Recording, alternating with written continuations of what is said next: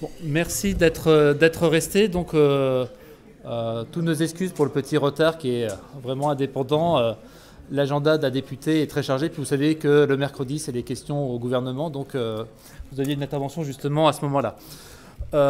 Donc, je vais laisser la parole à Monsieur Gilles Lurton, donc député d'Ille-et-Vilaine de Saint-Malo, conseiller municipal aussi, je crois, de la ville de Saint-Malo également, et donc coprésident de la commission littorale à l'Assemblée nationale. Donc il va nous présenter et nous exposer les attendus d'un élu de la République dans le cadre de nos travaux de recherche. Comment vous faites pour vous appuyer sur nos analyses? Qu'est-ce que vous attendez éventuellement de nous, de ce type d'événements pour faire avancer un petit peu les choses? Merci. Bien.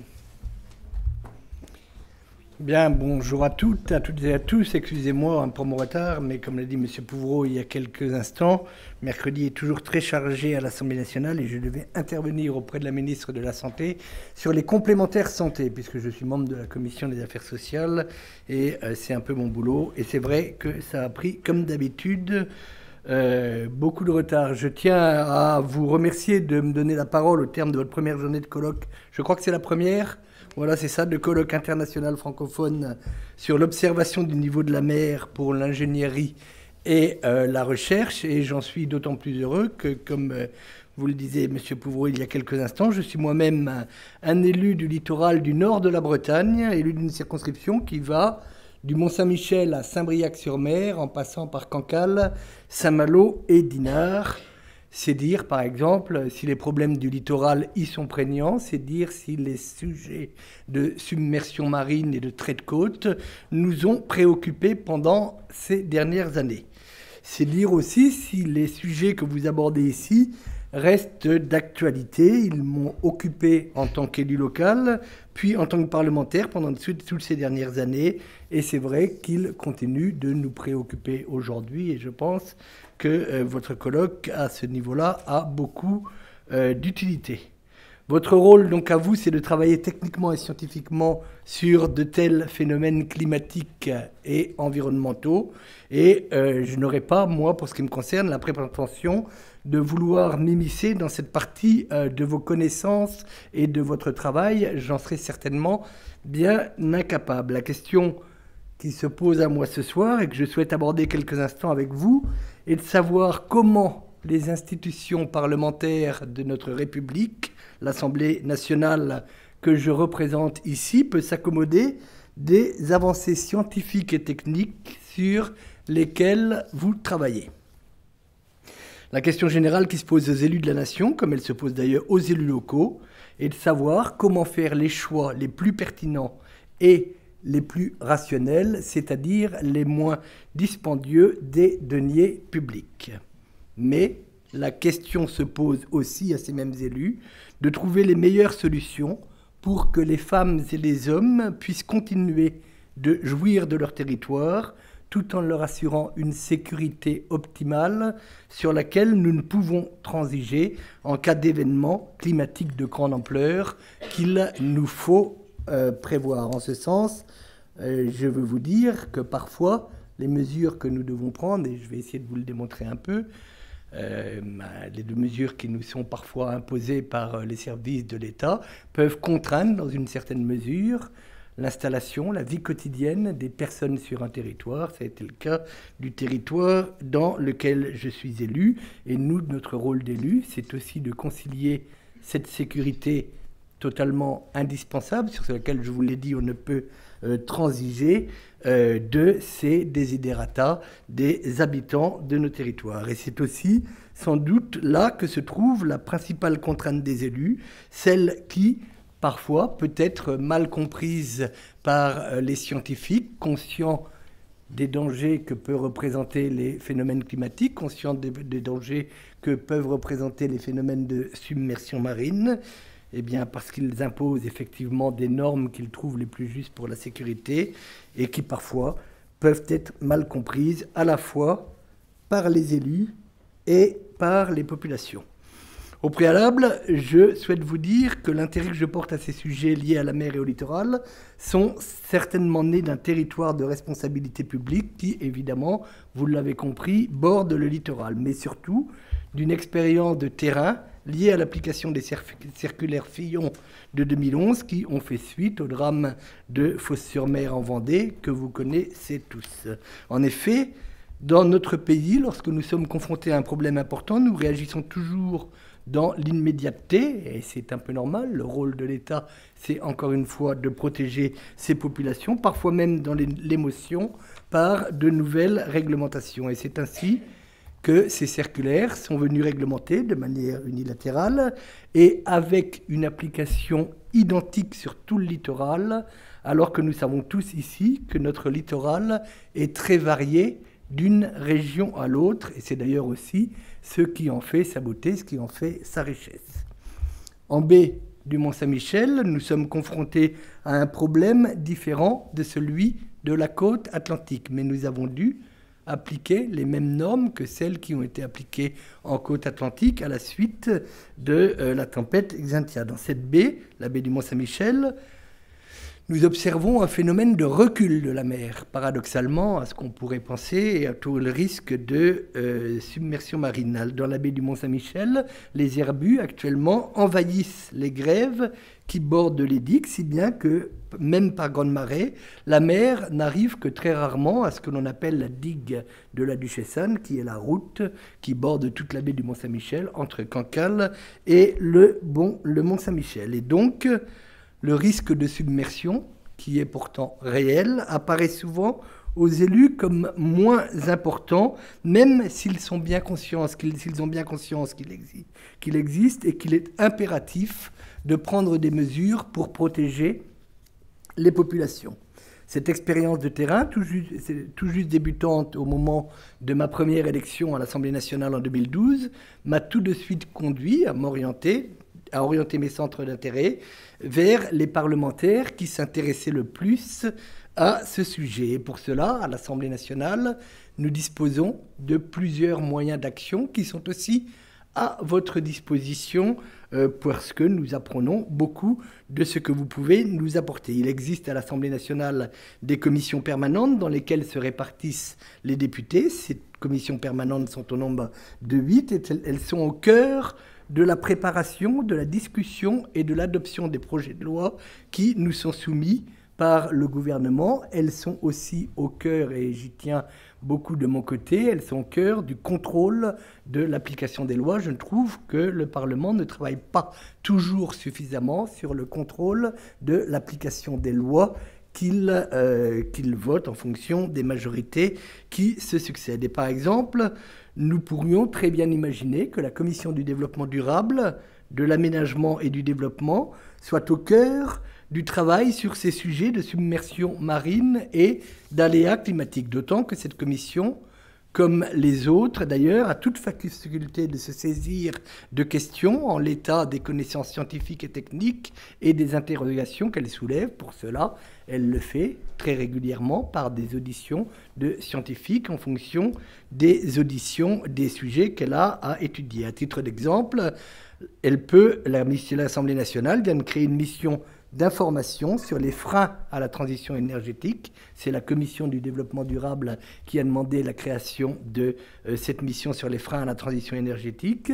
Et elle a demandé aussi une commission d'enquête sur l'impact économique, industriel et environnemental des énergies renouvelables. Des députés sont nommés dans ces conditions et rencontrent toute personne susceptible de leur apporter, de les éclairer sur les mesures à prendre sur ces domaines. Néanmoins, ces commissions permanentes voient le plus souvent leur temps absorbé par l'ordre du jour des textes de loi transmis par le gouvernement à l'Assemblée nationale, ce qui laisse peu de temps pour exercer ce pouvoir de contrôle, pourtant, je vous l'ai dit, selon moi, essentiel. Je préférerais moins d'inflation législative, moins de textes, de lois et davantage de contrôle sur l'application des textes votés, davantage de missions d'enquête sur cette application des textes votés. Néanmoins, je dois reconnaître que nous disposons aussi d'une pratique qui est très développée à l'Assemblée nationale, et c'est celle dont vous m'avez demandé de vous parler un peu aujourd'hui, c'est celle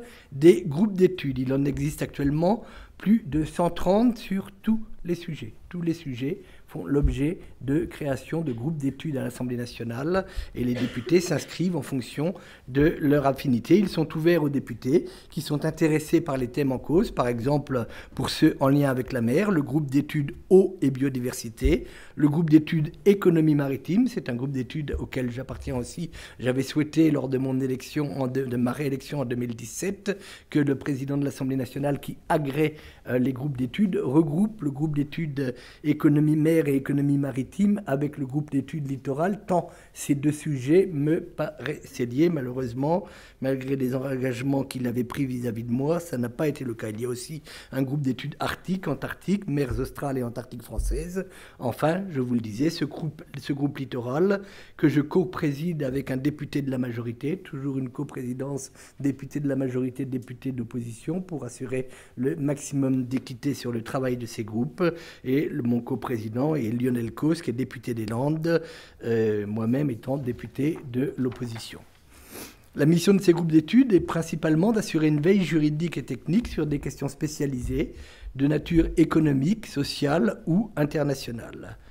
Le groupe d'études littorales comprend 28 membres, il n'y a pas de normes, c'est en fonction des députés qui souhaitent s'y inscrire. Chaque député est libre de s'y inscrire en fonction de ses centres d'intérêt, des problématiques qu'il rencontre dans sa circonscription. Ses moyens de travail recoupent en partie ceux d'une commission parlementaire permanente. Il a toute possibilité d'auditionner, et actuellement nous auditionnons des scientifiques de la faculté de Nantes sur l'érosion du littoral, sur le trait de côte, de rencontrer des responsables de l'exécutif. Quand nous souhaitons entendre un ministre, nous convoquons le ministre doit répondre à chaque fois au Parlement. Il est à la disposition de l'Assemblée nationale et du Sénat pour répondre à leurs questions. À l'heure où je vous parle, le ministre de l'Intérieur est auditionné par la Commission des lois sur les incidents qui se sont produits à Paris pendant ces dernières semaines. Et nous avons aussi toute capacité, en fonction du travail que nous accomplissons, en fonction des études, en fonction des auditions que nous menons, de déposer des propositions d'amendement à des textes de loi,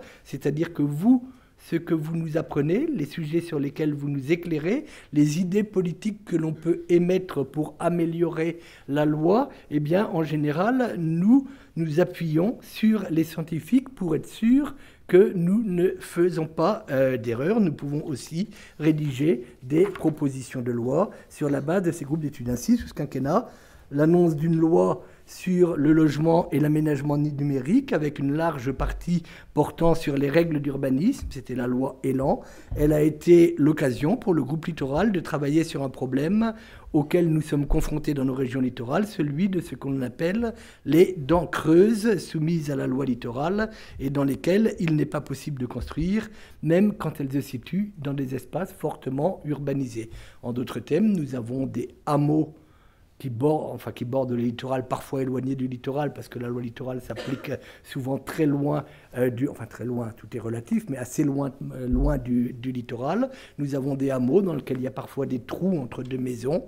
Aujourd'hui, les maires n'ont pas le droit de les urbaniser parce que leur territoire est soumis à la loi du littoral. J'ai dans ma circonscription une commune qui s'appelle le Mont-Dol. Elle a 100 mètres carrés du territoire de la commune qui est sur le secteur littoral. Le reste n'est pas sur le secteur littoral. Mais toutes les règles de la loi littorale s'appliquent de façon identique à la commune, si bien que tous les permis de construire sur cette commune sont aujourd'hui complètement gelés, alors qu'il y a des espaces qui, à mon avis, ne poseraient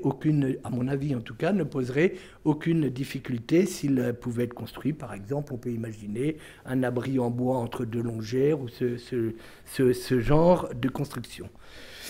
Notre travail, les auditions que nous avons menées, les rencontres nombreuses avec les cabinets ministériels nous ont permis de rédiger quelques amendements à la loi Elan, des amendements transpartisans, c'est-à-dire qu'ils étaient déposés par tous les groupes politiques sans considération politique. Et le fait d'être regroupés en groupes d'études parlementaires pour déposer ce type d'amendement auprès du gouvernement leur donne une certaine crédibilité, en tout cas plus de crédibilité que lorsqu'ils sont présentés individuellement par les parlementaires. Nous avons d'ailleurs pu les faire aboutir. C'était M. Mézard, le ministre, qui suivait le dossier à l'époque.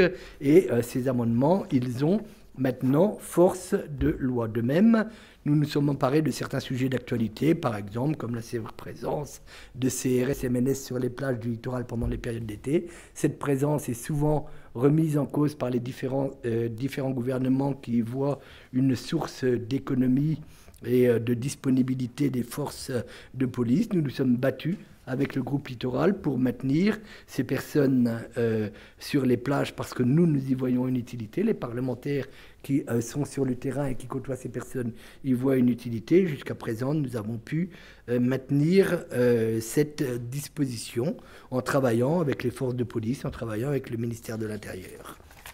Enfin, toujours à titre d'exemple, et sans que cela soit exhaustif, sous le précédent quinquennat, nous avons travaillé sur les problèmes de submersion marine qui vous ont sans doute préoccupé aujourd'hui, et nous avons tenté de faire comprendre au gouvernement les difficultés rencontrées sur nos territoires pour appliquer les réglementations. Avec l'appui de mon groupe littoral, le précédent groupe, sous le précédent quinquennat, parce que les groupes se reconduisent d'un quinquennat à l'autre, j'ai pu faire venir la ministre de l'Environnement à l'époque en baie du Mont-Saint-Michel pour lui montrer sur place le bien fondé des observations que nous avons à faire sur l'application qui était faite des circulaires sur la submersion marine et qui gelait la quasi-totalité de l'urbanisme des communes de la baie du Mont-Saint-Michel. Il s'en est suivi une demande de rapport de la ministre demandée à des inspecteurs généraux qui, là encore, se sont appuyés évidemment sur les parlementaires du littoral, mais également sur des scientifiques pour s'assurer de ne pas commettre d'erreurs, parce que ça n'est pas le tout de dire les textes sur la submersion marine vont trop loin.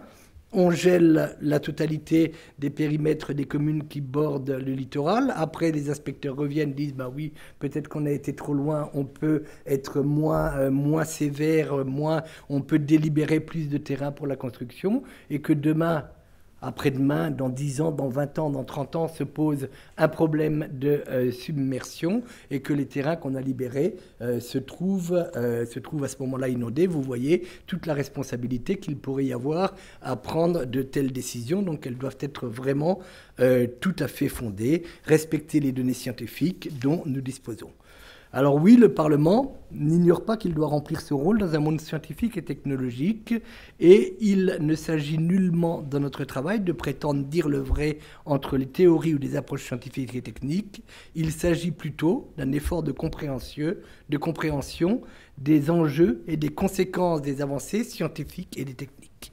Nous avons d'ailleurs la chance de bénéficier dans notre pays d'un office parlementaire d'évaluation des choix scientifiques et technologiques commun à l'Assemblée nationale et au Sénat, et composé à parité de députés et de sénateurs, 18 membres de chaque chambre. Son rôle est d'informer le Parlement des conséquences des choix de caractère scientifique et technologique afin d'éclairer ses décisions. À cet effet, il recueille des informations, met en œuvre des programmes d'études et procède à des évaluations. Il comprend un conseil scientifique de 24 personnalités choisies pour 3 ans en raison de leurs compétences. Par exemple, ce comité compte aujourd'hui parmi ses membres M. Jean-Pierre Gattuso, directeur de recherche au laboratoire océanographique de Villefranche-sur-Mer. C'est dire si vos travaux peuvent trouver toute leur place dans nos débats, et je tiens ce soir à vous en remercier et à vous en féliciter tout particulièrement. À chaque débat budgétaire à l'Assemblée nationale, nous ne manquons pas d'entendre la réplique du baron Louis, ministre des Finances sous la Restauration. « Faites-moi de bonnes politiques et je vous ferai de bonnes finances », disait-il. Pour ma part, et pour conclure cet exposé, je serais tenté de vous dire, sans que vous puissiez y voir d'irrévérence, mais plutôt un témoignage d'estime et de confiance, faites de bonnes sciences pour que nous fassions de bonnes politiques. Je vous remercie.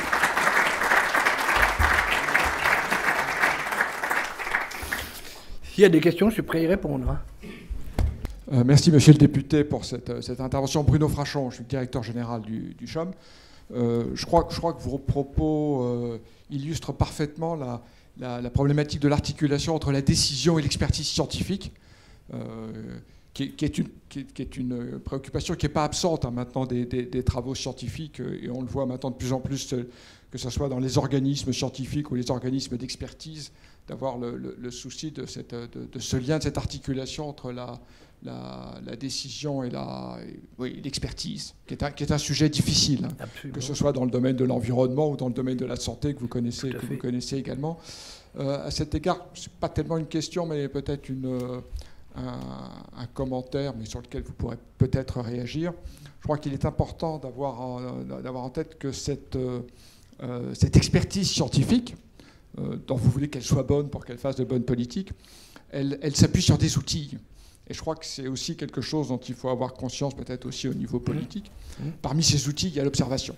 Oui, tout à fait. Et je crois que dans nos problématiques, tout particulièrement dans cette époque de changement, d'évolution du climat et donc de changement des conditions naturelles, je crois qu'il est important d'insister sur le besoin de continuer de pouvoir disposer d'observations et d'observations pérennes. Et ça, c'est quelque chose, je crois, d'important. Peut-être aussi une deuxième remarque, puis je m'arrêterai là, parce que je crois qu'elle est assez illustrative des travaux et de l'Assemblée qui est ici. C'est que, bien entendu, vous avez situé nos travaux dans la perspective nationale, puisque ce sont vos responsabilités. Je crois qu'on doit avoir en tête, et je sais que l'Assemblée, là aussi, le fait que c'est un problème international. Il y a des sujets qui sont mondiaux, et je crois qu'à cet égard, la coopération qu'il peut y avoir entre les différents pays riverains des bassins qui sont des bassins océaniques, qui sont les nôtres, est quelque chose d'extrêmement important. Tout à fait. Alors, merci beaucoup pour cette intervention. Évidemment, je partage totalement ce que vous venez de dire. Le problème, il est maintenant international, il est mondial. C'est tout le problème du climat, c'est tout le problème des phénomènes environnementaux. Et le pays seul, à mon avis, n'apporterait rien. L'étude serait, de mon point de vue, complètement biaisée. Je remarque une chose, c'est que dans toutes les structures que nous créons, vous voyez, actuellement, on a, dans la circonscription de Saint-Malo, celle de Dinan également, j'ai été à Strasbourg hier pour négocier d'ailleurs sur ce sujet, nous avons une rivière qui s'appelle la Rance, sur laquelle a été créée une usine marémotrice. En 1963, inaugurée un peu plus tard par le général de Gaulle, qui s'appelle le barrage de la Rance et qui produit de l'électricité. Cette usine marémotrice, qui est un véritable prototype dont nous sommes fiers, a modifié l'environnement de la rivière par son action sur les marais et a fait une partie de responsabilité. Je suis prudent parce que je ne voudrais pas dire toute la responsabilité puisque d'autres fleuves ont tendance à beaucoup s'envaser sans qu'il y ait d'usine marémotrice, mais il semble que cette usine marémotrice ait fait que l'envasement du fleuve dans lequel la circulation maritime doit être totalement respectée se fait de manière beaucoup plus forte. Nous travaillons actuellement sur un projet, ce qu'on appelle, alors on ne dit pas de désenvasement, on dit de gestion des sédiments, c'est-à-dire qu'il faut qu'on retire plus de 500 000 tonnes de sédiments et qu'on le fasse régulièrement parce qu'au fur et à mesure qu'on retire, la base revient. Pour cela, nous avons créé évidemment une structure politique de l'ensemble des maires qui bordent cette rivière, des deux départements, l'île-et-Vilaine et les Côtes-d'Armor, mais également nous nous sommes entourés, et c'est une obligation maintenant, d'un conseil scientifique qui, effectivement, vous avez utilisé le mot, qui observe les évolutions, qui étudie et qui nous conseille sur ce que nous pouvons faire et sur ce que nous ne pouvons pas faire. Et moi, je crois vraiment en cet apport pour les décisions. Vraiment, nous avons à travailler ensemble. Sans vous, nous ne savons pas bien faire, et sans nous, vous avez du mal à faire appliquer les observations tout à fait légitimes que vous avez étudiées, encore une fois, scientifiquement, que vous faites. Moi, je tiens beaucoup à cette expertise dont nous avons réellement besoin. Oui. Bonjour, monsieur le député. Je suis Goniri Le Causanet, du BRGM. Voilà, en fait, vous avez un petit peu évoqué, mais on a parlé du changement climatique aujourd'hui. Et en fait, aujourd'hui, les émissions de gaz à effet de serre en France sont en augmentation. Oui. Et je voulais savoir, qu'est-ce que vous, en tant que député et en tant que membre du Parlement, vous pensez avoir comme levier d'action pour faire en sorte que déjà la France montre l'exemple en termes de politique climat? Alors le sujet, il faut que la France montre l'exemple, il faut aussi que le sujet soit traité de façon internationale, au niveau européen et de façon internationale. Et à mon avis, l'Europe a aussi un grand rôle à jouer. Toutes les mesures susceptibles de faire en sorte d'améliorer ces phénomènes sont sont nécessaires. Dans les lois, nous votons toute une série de mesures. Par exemple, nous avons eu au mois de septembre un vote sur le vote de la loi sur l'agriculture et l'alimentation. Dans cette loi, nous avons, alors évidemment une autre loi revient un peu dessus après, nous avons pris la décision d'interdire tous les conditionnements à base de plastique. Ça, c'est déjà un premier élément. Nous avons pris une décision sur laquelle je suis très critiqué, sur laquelle beaucoup de parlementaires sont très critiqués, sur l'utilisation des pesticides. C'est-à-dire que le président de la République s'est engagé à arrêter l'utilisation de certains pesticides, notamment le glyphosate, dont on parle tant, sous 3 ans. Il est un peu revenu sur cet engagement depuis, mais enfin c'était l'engagement au moment du vote de la loi qu'on avait. Et à ce moment-là a été posé un amendement de certains députés de groupes plus écologiques, mais maintenant ils sont dans la majorité En Marche, mais enfin anciens députés écologiques, demandant à ce que cette interdiction soit appliquée, soit inscrite dans la loi, de façon à être sûr qu'elle soit bien appliquée. Eh bien, vous voyez, alors tout ça, ce sont des éléments qui contribuent, ce sont des décisions qui contribuent pas à l'amélioration, mais à l'endiguement de ces phénomènes. Où cet amendement n'a pas été adopté, c'est ce qu'on reproche aux députés comme moi, j'ai pas honte de le dire devant vous. Nous sommes en négociation actuellement avec les agriculteurs. Nous sommes en négociation avec les organismes scientifiques. Nous sommes en négociation avec les surfaces commerciales pour faire en sorte que cette décision d'interdire le glyphosate soit appliquée dans 3 ans. Quand vous êtes en négociation avec quelqu'un, si vous lui dites on va négocier, mais de toute façon que vous acceptiez ou non, ça s'appliquera, puisque maintenant c'est inscrit dans la loi, eh bien la négociation, évidemment, votre interlocuteur, il n'a plus envie de travailler avec vous. Donc on ne pouvait pas, au moment où on a discuté la loi, inscrire de force dans la loi, en sachant que s'il le fallait, on a toujours la possibilité de redéposer un texte de loi, un amendement à un texte interdisant. Mais pour le moment, nous sommes sur cette phase de négociation et nous avons créé une commission, après le vote de la loi, une commission de suivi de sortie du glyphosate, dont je suis membre. Toutes les semaines, demain matin, nous nous réunissons. Nous rencontrons les ministres, nous rencontrons les syndicats agricoles, nous rencontrons les scientifiques qui peuvent nous apporter là-dessus et toutes les semaines, nous essayons d'avancer pour obtenir que cette interdiction devienne effective. C'est une série d'éléments de ce style qui contribuent à endiguer les phénomènes de détérioration du climat. Je ne sais pas si je réponds bien à votre question, mais si vous voulez, ce que je veux dire, c'est pas une mesure. Tous les jours, nous travaillons sur la transition écologique. Tous les jours, nous apportons de nouveaux éléments susceptibles d'améliorer les choses. Le problème, c'est que nos décisions ne sont pas comprises dans la population. Enfin, moi, je le ressens comme ça aujourd'hui. Nous avons du mal, quand vous avez des heures et des heures de discussion sur un sujet et qu'il en sort une décision, c'est souvent difficile à expliquer à une population qui réagit souvent sous le moment d'émotion de ce qu'elle a pu voir médiatiquement, des dernières interpellations dont elle a fait l'objet. Et c'est vrai qu'actuellement, ce type de décision, nous avons beaucoup de mal à l'expliquer. Nous avons d'autant plus de mal à l'expliquer que, et on en a eu la démonstration au mois de novembre avec l'augmentation des prix du carburant. L'augmentation des prix du carburant, elle était destinée, en partie, de façon limitée, mais à assurer une meilleure politique de transition écologique et de transition énergétique notamment. Cette politique, elle n'a pas été comprise par la population parce que l'on a fait peser, au lieu d'assurer cette transition socialement, on l'a fait peser sur les habitants du pays et souvent ceux qui avaient le plus de difficultés. Il y a un moment où c'est normal que quand on n'explique pas bien les choses, quand on fait peser les choses sur toujours les mêmes personnes, eh bien, il y a un moment où c'est normal que ces politiques ne soient pas comprises. Pour autant, je pense que la population reste très sensible à cette transition écologique que nous devons assumer d'urgence dans les mois. D'ailleurs, nous avons trop de retard à ce sujet, dans les mois et dans les années à venir. Je ne sais pas si j'ai répondu à votre question. Oui. Bonjour, Frédéric Ponce du CEREMA. J'avais une question. On nous parle souvent de changer de système, de paradigme. Il y avait les Assises nationales des risques naturels lundi, mardi à Montpellier. On a discuté, aujourd'hui on n'a pas discuté avec le monde de l'assurance par exemple. Et en France on a un système particulier qui s'appelle le système CADNAT, où en gros quelque part tout le monde paye la même chose de n'importe quel endroit où il habite en France.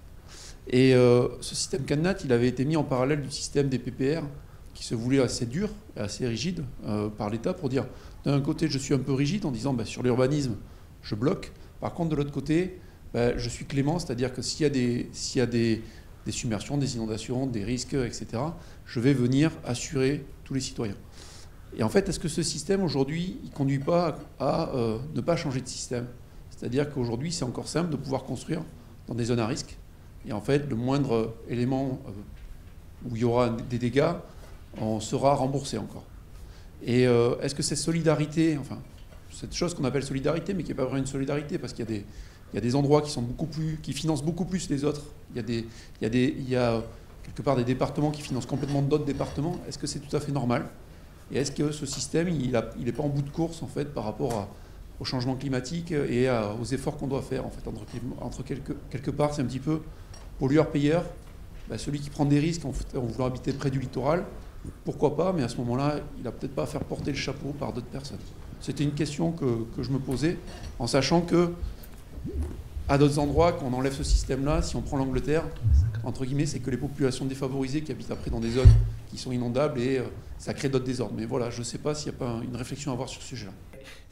La question est un peu compliquée. En fait, il y a certainement une réflexion à avoir dans ce domaine. Moi, ce que je ressens, enfin, pour le territoire que je connais le mieux, qui est celui de la baie du Mont-Saint-Michel, c'est que les habitants n'ont reçu aucune compensation aux contraintes qui leur ont été imposées. Et c'est pour ça, sans doute, qu'elles ont été très mal vécues. Ils n'ont reçu aucune compensation. On leur a dit, à partir de maintenant, vos terrains deviendront inconstructibles. Dans votre maison, vous avez 4 ans pour installer des aménagements. Alors évidemment, plus de chambres en rez-de-chaussée, toutes les chambres à l'étage, à concilier avec les règles d'accessibilité pour les personnes handicapées. C'est pas forcément facile. Mais c'est pas caricatural. C'était ça, mettre un anneau sur les murs des maisons en cas de submersion pour pouvoir attacher une barque. Tous ces points, ils sont clairement énumérés dans le cahier des charges qui a été établi par les services du préfet et ils sont applicables pour tous les citoyens du périmètre de submersion dans les 4 ans qui suivent l'arrêté. On est maintenant à 3 ans, c'est-à-dire dans 1 an. Par contre, alors les citoyens n'ont ressenti, enfin n'ont eu. Bon, il y a eu des recours de prix contre l'arrêté, de lancer contre l'arrêté du préfet. Ils ont évidemment échoué et à la limite c'est heureux parce que le jour où il y aura un problème, si on n'a pas protégé les populations, il y aura quand même une responsabilité des élus qui n'auront pas appliqué. Faut bien comprendre ça. Mais à ma connaissance, ces citoyens-là n'ont bénéficié d'aucune compensation, ni financière, ni d'aucune aide financière pour aménager leur logement. Tout leur est resté à leur charge. Ils l'ont vraiment ressenti comme un préjudice qui leur était imposé. Et ils l'ont ressenti d'autant plus que les collectivités locales qui ont en charge la gestion des eaux, les comités d'agglomération maintenant ont en charge les plans, les fameux PAPI, ce qu'on appelle la GEMAPI, ces collectivités locales, elles font actuellement des plans d'aménagement de leurs digues, mais elles n'ont aucun délai pour les mettre en application. D'un côté, vous voyez le citoyen qui est confronté à ce délai de 4 années, à partir du moment où l'arrêté du préfet a été signé, 2015, et les collectivités locales qui, effectivement, travaillent sur des plans, n'ont pas toujours les financements pour les mettre en application parce que les aménagements à réaliser sont extrêmement coûteux et surtout n'ont pas de délai pour le faire. Or, on peut imaginer que si on impose aux collectivités locales de faire des aménagements de digues, c'est quand même pour essayer de rendre les terres qui se trouvent derrière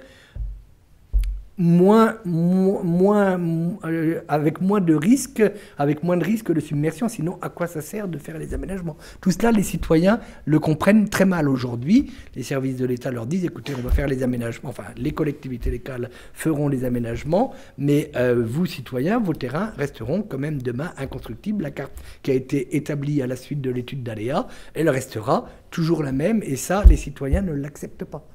C'est ce qui est vraiment la cause Moi, je pense, si vous voulez, que les citoyens que l'on pénalise parce que, pour les protéger, il faut quand même avoir toujours cette notion de protection, s'ils ont droit à des compensations, j'en ai pas vu la couleur aujourd'hui.